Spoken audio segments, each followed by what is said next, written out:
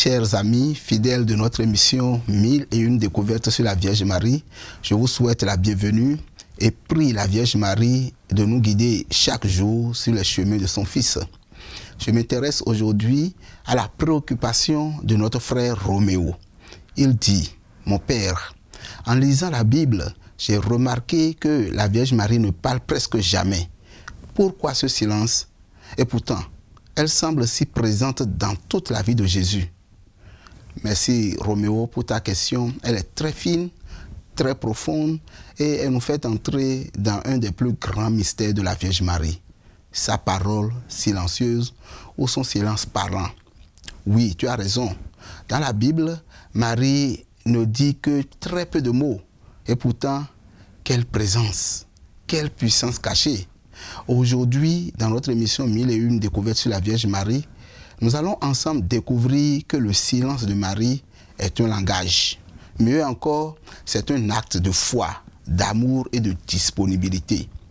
Quand on parle du silence de Marie, ce n'est pas pour dire qu'elle n'a rien à dire. C'est pour dire que ce qu'elle vit est tellement grand, tellement profond que cela dépasse les mots. Parfois, les mots sont trop petits, trop fragiles pour dire ce qu'on ressent. As-tu déjà vécu un moment si fort, si bouleversant que tu n'as rien pu dire, mais que ton regard, ton cœur, ton silence disaient tout? C'est ça, Marie. Marie parle peu dans la Bible, mais elle agit beaucoup par sa présence. Voici quelques moments marquants. À l'Annonciation, elle ne fait que poser une question. Puis elle dit oui à Dieu, qu'il me soit fait selon ta parole. Une parole courte, mais qui a changé le monde. Au pied de la croix, elle est là. Elle ne dit rien, mais elle se tient debout dans la douleur. Elle souffre en silence, unie au sacrifice de son Fils. Aux noces de Cana, elle dit une seule phrase à Jésus. Ils n'ont plus de vin.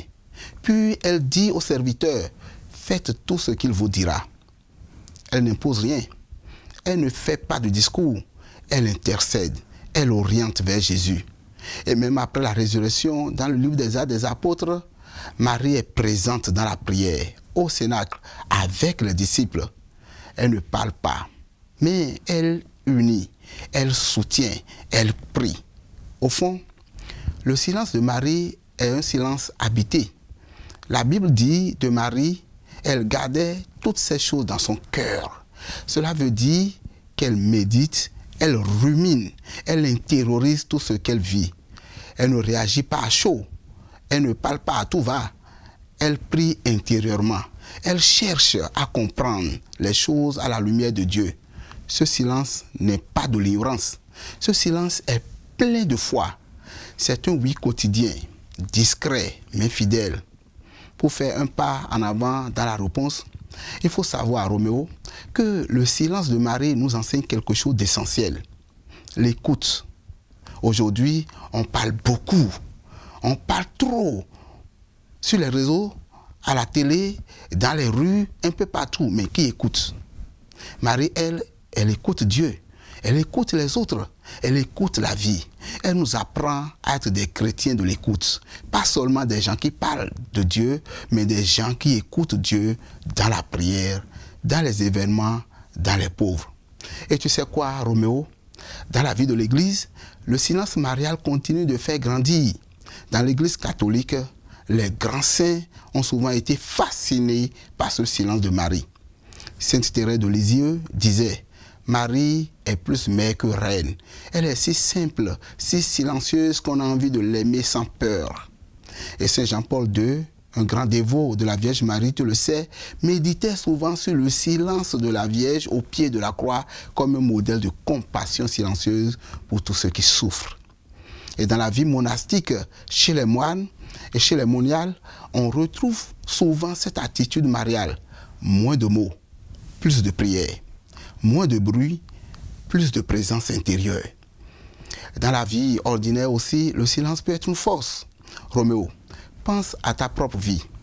Quand ta mère t'écoute sans te couper, sans te juger, même sans parler, tu te sens aimé, non? Quand un ami est là juste pour t'accompagner, sans blabla, tu te sens compris, non? Quand tu pries dans le silence, tu ressens parfois la paix de Dieu, non? Marie agit ainsi. Elle est silencieuse, mais efficace. Comme l'huile douce qui calme une brûlure. Comme la rosée du matin, elle ne crie pas, elle aime en profondeur. Marie est silencieuse, oui, mais c'est un silence qui parle à Dieu et qui, d'une manière certaine, parle de Dieu. Un silence qui élève, un silence qui porte nos cris, nos douleurs et nos joies. Elle n'a pas besoin de longs discours. Sa présence suffit. Elle ne prend pas la lumière, elle la reflète, comme la lune reflète le soleil. Elle nous enseigne la force discrète d'un cœur tourné vers le Seigneur. Merci Roméo pour ta question. Et chers amis de Jésus, que ce silence de Marie soit pour nous un exemple. Dans un monde bruyant, que vos cœurs deviennent des lieux de prière silencieuse, de foi fidèle et d'amour profond.